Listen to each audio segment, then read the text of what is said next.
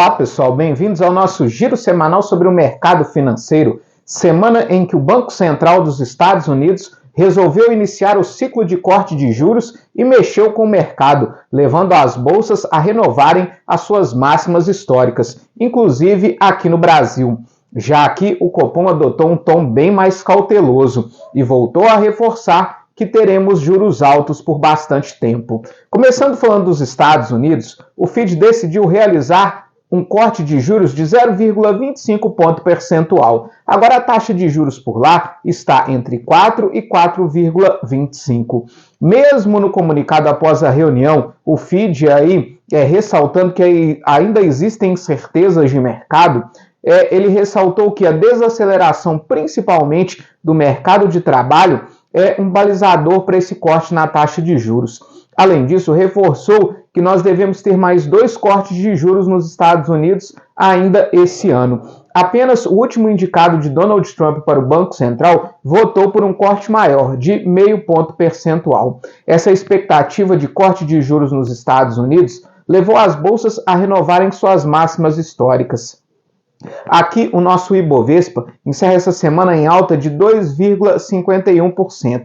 Enquanto isso, o dólar caiu 0,55% e encerra cotado aos R$ 5,32. Já nos Estados Unidos, o S&P subiu 0,92%, a Nasdaq subiu 1,75% e o Dow Jones subiu 1,02%. Só na Europa que nós tivemos queda essa semana. O Stoxx 600 encerra em queda de 0,33%. Já que no Brasil, o nosso Banco Central foi mais cauteloso. Primeiro, manteve nossa taxa básica de juros. A Selic foi mantida em 15%. Além disso, no comunicado logo após a reunião, o Banco Central reforçou mais uma vez que nós devemos ter uma política monetária contracionista por bastante tempo, já que as previsões futuras de inflação ainda continuam desancoradas do centro da meta de inflação, que é de 3%. Além disso, o Banco Central ressaltou que pode voltar a subir os juros caso seja necessário, mesmo essa sendo uma possibilidade remota. Reforçou que, de fato, a nossa economia vem desacelerando, como mostrou o nosso IBC-BR divulgado essa semana, que registrou queda de 0,5%, mas, porém, ressaltou que o mercado de trabalho continua forte, reforçado pela PNAD contínua divulgada pelo IBGE essa semana, que mostrou que a nossa taxa de desemprego caiu para 5,6%, o menor índice da série histórica, mostrando que o emprego continua forte aqui no Brasil, o que pode trazer algum tipo de pressão inflacionária. Além disso, o nosso Banco Central reforçou também as incertezas em relação aos efeitos das tarifas norte-americanas na economia global. Nós tivemos ainda decisão de taxa de juros no Reino Unido, que manteve a taxa de juros estável, e também na China, que também optou por manter a taxa de juros estável. O nosso Ibovespa ele foi impulsionado essa semana, principalmente pelo capital estrangeiro. Só no mês de agosto entrou mais de 1,2 bilhões de dólares no nosso Ibovespa, mostrando aí um entusiasmo do investidor estrangeiro com as ações no Brasil, que ainda continuam bem baratas em dólar.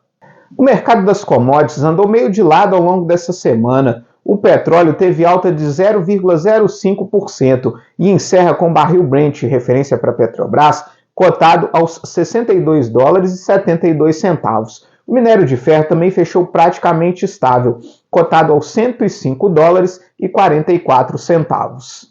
No campo político, a oposição conseguiu uma vitória ao conseguir a aprovação da urgência do projeto de lei da anistia. Isso faz com que o projeto vá diretamente a plenário, sem precisar passar pelas comissões. O projeto em questão é do deputado Marcelo Crivella, do Republicanos, e busca dar aí o perdão de crimes cometidos com motivação política e eleitoral após o segundo turno das eleições.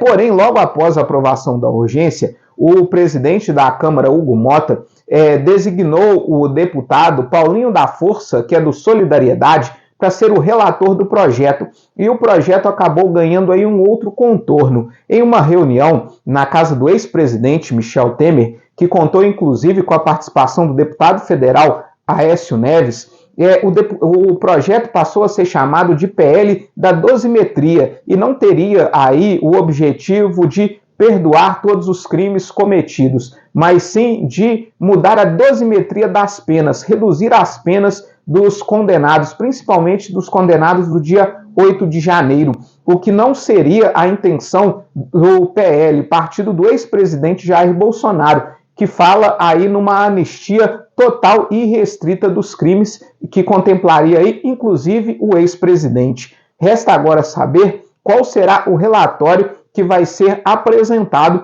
e qual vai ser o objetivo desse projeto de lei. A ideia de se fazer um projeto que só mudaria aí a dosimetria das penas é tentar furar a resistência que o projeto encontra no Senado e principalmente no STF.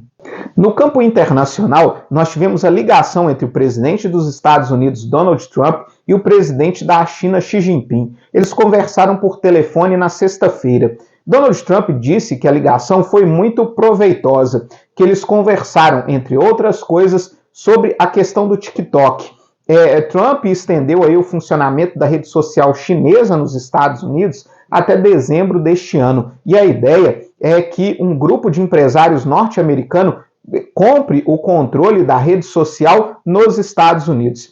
Além disso, Trump disse que conversou com Xi Jinping a necessidade de interromper a guerra entre Rússia e Ucrânia e disse que está ansioso para encontrar com o presidente chinês na conferência da APEC, que é a Aliança de Cooperação Econômica Ásia-Pacífico, que vai acontecer no final de outubro.